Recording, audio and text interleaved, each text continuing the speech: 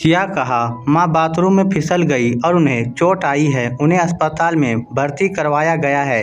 राजेश ने हैरानी से कहा। फोन की दूसरी तरफ घर में काम करने वाली माया थी, जो उसे सूचना दे रही थी। राजेश का सारा मूड खराब हो गया। अब तो समाचार लेने अस्पताल जाना पड़ेगा। एक ही तो संडे मिलता है, वह भी आज खराब हो जाएगा। वह मन ही मन बुदबुदाया। तभी पत्नी संगीता कहती है, अब मैं कोई बहाना नहीं सुनूंगी। इतनी मुश्किल से मूवी का प्लान बना है और तुम्हारी माँ को भी आज ही बाथरूम में गिरना था। अब इनकी ही सेवा में जिंदगी गुजार दे या अपनी जिंदगी भी देखे। अभी पिछले महीने आपके पिताजी को कुत्ते ने काट लिया था। उनके लिए भी तो 2 संडे बर्बाद हो गए। अब ये नया कांड हो गया। तुम्हारे माँ और पिताजी चाहते ही नहीं हैं कि मैं खुश रहूं या चैन से जी लूं। फिर विनोद भैया का कोई फर्ज नहीं बनता है क्या? वह तो मज़े से विदेश में रहते हैं। हर बार भी आप ही जाओगे क्या? और वह पैर पटकती हुई अंदर कमरे में चली गई। राजेश भी परेशान हो गया था। उधर माँ और पिताजी की बीमारी और उधर पत्नी की इच्छाएं, दोनों के बीच में वह फंसकर रह गया था। उसने फोन पर तबीयत पूछ ली और संगीता के साथ मूवी देखने चला गया। उधर कामना जी बिस्तर पर अपने बेटे के आने का इंतजार करती रही। कामना जी की रीढ़ की हड्डी में चोट आई थी, जिसकी वजह से वह बिस्तर पर आ गई थी। अब उन्हें उठने की सख्त मना थी। उनका सारा काम बिस्तर पर ही होना था। उनके पति जगदीश जी उनकी सेवा में लगे हुए थे। वही उनका ध्यान रख रहे थे, पर अब उनकी भी उम्र हो गई थी। सरकारी नौकरी से रिटायर हो गए थे। बड़ी मुश्किल से अपना काम कर लेते थे। वह खुश रहते थे क्योंकि कामना जी उनके साथ रहती थी और उनका पूरा ख्याल रखती थी। पर अब वह बिस्तर पर हैं। पत्नी के बीमार होने से वह टूट गए थे। यूँ तो घरेलू सहायिका माया थी, वह घर का कामकाज कर लेती थी, पर उन्हें पत्नी का इस तरह बिस्तर पर रहना कचोट रहा था। मन कह रहा था कि कामना जल्दी से ठीक हो जा, फिर हम सुबह शाम की सैर पर चलेंगे। कामना जल्दी से ठीक हो जा, फिर हम मिलकर बगीचे की देखभाल करेंगे। कामना जल्दी से ठीक हो जा, फिर हम मिलकर ताश खेलेंगे। पर अब उनकी हर कदम की साथी ही बीमार पड़ गई थी। वह अस्पताल पहुंचे ही थे कि डॉक्टर ने कहा, इनकी रीढ़ की हड्डी में फ्रैक्चर हुआ है और अब इनकी उम्र भी ज़्यादा हो गई है, तो रिकवरी में काफ़ी समय लग सकता है। हो सकता है ये ठीक हो जाए और हो सकता है ये ठीक ना हो। सब कुछ ईश्वर पर निर्भर करता है और बस इनके मन में जीने की इच्छा होनी चाहिए। जगदीश जी सुन रहे थे। अभी उन्हें एक कंधे की जरूरत थी जिस पर सिर रखकर वह तसल्ली से रो सके। राजेश ने तो बस फोन पर समाचार लेकर अपने फर्ज से मुक्ति पा ली और छोटा बेटा विनोद अपने परिवार समेत विदेश में बस गया था। कहने को 2 बेटे थे, पर बुढ़ापे के लिए कोई सहारा नहीं था। जब भी बेटों से खर्च मांगो तो वह महंगाई और बड़े शहरों के खर्चों का रोना रोने लगते थे। सारा रोना उनके ही सामने रोते थे। वैसे उनके घूमने फिरने और पहनने ओढ़ने में कोई कमी नहीं थी। दोनों बेटों की नौकरी भी अच्छी थी और घर भी शानदार था, पर यह अलग बात थी कि उसमें बूढ़े माँ पिताजी के लिए कोई जगह नहीं थी। इसलिए जगदीश जी ने भी अब कहना छोड़ दिया था। वह पेंशन में ही जैसे तैसे गुजारा कर रहे थे। एक सप्ताह अस्पताल में बीतने के बाद डॉक्टर ने छुट्टी तो कर दी, पर घर आकर भी कामना जी बिस्तर पर ही थी। सामने बीमार पत्नी को देखकर उनकी आंखें भर आती थी। पानी पानी। कामना जी ने आवाज लगाई तो जगदीश जी ने 2 घूंट उनके मुंह में डाल दिया। बच्चे नहीं आए? मेरे बच्चों को बुला दो। अपनी बीमार माँ से मिलने भी नहीं आए और उनकी आंखों से आंसू बहने लगे। क्यों रोती हो? बच्चे आ जाएंगे, उन्होंने झूठी दिलासा दी। कब आएंगे? कितने दिन हो गए? विनोद तो मेरा लाडला है, वह भी नहीं आया, और राजेश तो पास में है, वह भी नहीं आया। मुझे अपने बच्चों से मिलना है। वह जिद करने लगी तो जगदीश जी ने फिर से राजेश को फोन लगाया। पिताजी, मैं इस सप्ताह भी बहुत व्यस्त हूँ तो आ नहीं सकूँगा, पर अगले सप्ताह आने की कोशिश करूँगा। और फोन रख दिया। अपनी माँ के समाचार भी नहीं पूछे कि वह कैसी है और किस तरह जी रही है। उन्होंने फिर छोटे बेटे को फोन लगाया। पिताजी, मैं आपके बगल में ही तो नहीं रहता हूँ। अब विदेश से भारत आने में समय तो लगता है और एकदम से आया भी नहीं जाता, कुछ तो समय लगता है। जैसे ही समय मिलेगा आ जाऊँगा। बेटा, वह तेरी माँ की तबीयत ठीक नहीं है। मुझे नहीं लगता कि अब वह ज़्यादा दिनों तक। पर विनोद पूरी बात सुने बिना फोन रख चुका था। जगदीश जी ने ठंडी आहें भरी और फोन रख दिया। कामना जी गहरी नींद में जा चुकी थी। इतनी दवाइयाँ लेती थी कि वह ज़्यादा जगी नहीं रहती थी। थोड़ी देर होश में आती थी, फिर से सो जाती थी। जगदीश जी को लग रहा था बस किसी भी तरह से वह पहले वाली कामना उठ जाए, जो एक क्षण भी बैठती नहीं थी। दिन भर बच्चों के पीछे भागती दौड़ती कामना ने पूरे घर को संभाल रखा था। काम में इतनी चतुर की चुटकियों में काम निपटा देती थी। साथ ही खाना बनाने की शौकीन थी। बच्चों के कहते ही उनकी फरमाइशें पूरी कर देती थी। बच्चों को पढ़ाने लिखाने से लेकर मैदान में उनके साथ सभी खेल खेला करती थी। क्रिकेट की तो जबरदस्त शौकीन थी। कामना ने अपने पति की सीमित आय में संतुलन बनाकर दोनों बच्चों की परवरिश की और उन्हें अच्छे संस्कार दिए। उन्हीं की बदौलत दोनों बेटे अपने पैरों पर खड़े हो गए।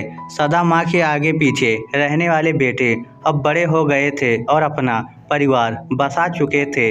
अब उन्हें माँ की जरूरत नहीं थी। वह खुद सक्षम और आत्मनिर्भर जो हो गए थे। माता पिता का त्याग बलिदान बुलाने में बच्चों को एक क्षण भी नहीं लगता है। झट से भूल जाते हैं और आगे बढ़ जाते हैं। एक सप्ताह अस्पताल में रहने के बाद 15 दिनों तक कामना जी घर पर रही। उनकी नज़रें दरवाजे पर लगी रहती थी कि काश उनके बच्चे किसी तरह आ जाए। और एक सुबह जब जगदीश जी नींद से जागे तो देखा कामना जी की आंखें खुली थी, पर वह हमेशा के लिए सो गई थी।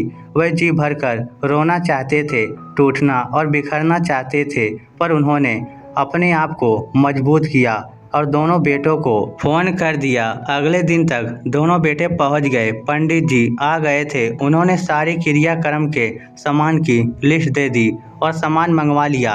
कामना जी की अर्थी को सजाया गया। सुहागन की तरह उनके 16 श्रृंगार किए गए। जगदीश जी ने मांग भरी और उन्हें अंतिम विदाई दी। दोनों बेटों ने कंधा दिया और उनकी अंतिम यात्रा चल पड़ी। वहाँ पर पंडित जी ने मुखाग्नि के लिए बड़े बेटे को आवाज़ लगाई, पर जगदीश जी ने बोल दिया, मैं खुद अपनी पत्नी को मुखाग्नि दूंगा। मेरा बड़ा बेटा तो मेरी पत्नी को जीते जी प्रतीक्षा की आग में जला बैठा है, इसलिए अब उसकी कोई ज़रूरत नहीं है। मैंने अपने बेटे को कामना के अंतिम दर्शन करने दिए, वही बहुत है, और कंधा देने दिया।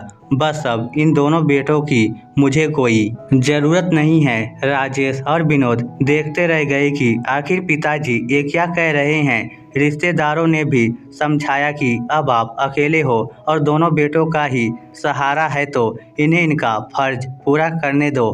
कौन सा फर्ज? क्या महीने भर से बीमार पड़ी माँ की सेवा करने का इनका कोई फर्ज नहीं था? क्या केवल मुखाग्नि देने से ही बेटे के सभी फर्ज पूरे हो जाते हैं? अपनी माँ की अंतिम इच्छा पूरा करना भी इन बेटों का फर्ज नहीं था, जिस माँ ने इन्हें जन्म दिया, जिसकी वजह से ये लोग आज यहाँ खड़े हैं। क्या उस माँ का इतना भी अधिकार नहीं था कि वह मरने से पहले अपने बच्चों से मिल सके? बेचारी अपने बच्चों के लिए तरसती रही, लेकिन वीडियो कॉल पर बात करके ही इन बच्चों ने सारे फर्ज अदा कर दिए। वैसे भी मैंने इनकी माँ के निधन की इन्हें सूचना दी थी। उन्हें बुलाया नहीं था। जब बुलाया था तब तो ये आए नहीं थे, फिर अब आकर क्या कर लेंगे? इनकी माँ तो अब नहीं रही। जगदीश जी नहीं माने और उन्होंने ही अपनी पत्नी को मुखाग्नि दी और देर तक वह अपनी पत्नी को देखते ही रहे, वहाँ से हिले तक नहीं। रिश्तेदार उन्हें समझा बुझाकर घर पर लाए। रात को सब रिश्तेदार और जान पहचान वाले घर पर बैठे थे।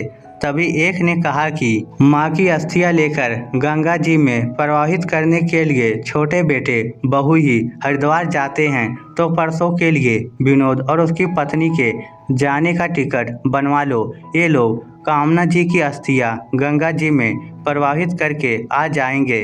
तभी जगदीश जी बोले, माँ बाप की अस्थियां गंगा जी में प्रवाहित करने से अच्छा है कि जीते जी उनकी सेवा कर ले। कामना की अस्थियां गंगा जी में मैं प्रवाहित करूंगा, विनोद नहीं। जगदीश जी की बात सुनकर सभी चौंक गए, तो वह विनोद की ओर देखकर बोले, विनोद तू तो अपनी माँ का लाडला था, घर का छोटा बेटा, अपनी माँ की आंखों का तारा था। अपनी माँ की बीमारी की खबर सुनकर भी तेरा मन नहीं पिघला। वह मरते दम तक तड़पती रही, तरसती रही अपने बेटे को गले लगाने को, तेरे स्पर्श को, तुझ पर ममता लुटाने को। तू फिर भी नहीं आया। अरे जिस तरह उसके मरने के बाद दौड़कर आया है, उसके जीते जी दौड़कर आ जाता, उसके साथ कुछ समय बिता लेता, उसकी सेवा कर लेता, उसके मन की सुन लेता, तो वह कितनी खुश होती। मरने से पहले उसकी आत्मा तृप्त हो जाती, उसकी आत्मा को चैन मिल जाता। काश तू उसके जीते जी आ जाता। अब तू आया है तो तेरा आना और नहीं आना बराबर है। तू अभी नहीं आता तो मुझे कोई फर्क नहीं पड़ता, पर हाँ, कामना के जीते जी आ जाता तो शायद वह थोड़े दिन और जी लेती। क्या तू बचपन का सारा प्यार भूल गया? तू भूल गया जब तू बीमार होता था, तेरी माँ रात भर सिरहाने बैठी रहती थी, तेरी देखभाल करती थी, और ऐसा एक बार नहीं अनेकों बार हुआ है। तेरे हर दुख में वह तेरी छाँव बनकर रही। तेरे दुखी होने पर उसका चेहरा भी उदास हो जाता था। विदेश में क्या बस गया, अपने माँ और पिताजी को ही भूल गया। विदेश में तुझे सारी सुविधाएं मिल जाएगी, पर माँ के आंचल की ममता कहीं नहीं मिलेगी। कामना तुझे याद करके रोती रही, जब भी नींद खुलती तेरा ही नाम लेती। विनोद आ गया क्या? वह कोई उत्तर न पाकर फिर निराश हो जाती। अपने कलेजे के टुकड़े को उसने विदेश तक जाने दिया, क्योंकि वह सिर्फ तेरी खुशी चाहती थी। बदले में उसे क्या मिला? इंतजार और सिर्फ इंतजार। गंगा जी में माँ की अस्थियां प्रवाहित करने से एक बेटे के फर्ज पूरे नहीं हो जाते हैं। विनोद एकदम चुप हो जाता है। बाकी रिश्तेदार भी कुछ नहीं कहते हैं। एक मौन सन्नाटा छा जाता है।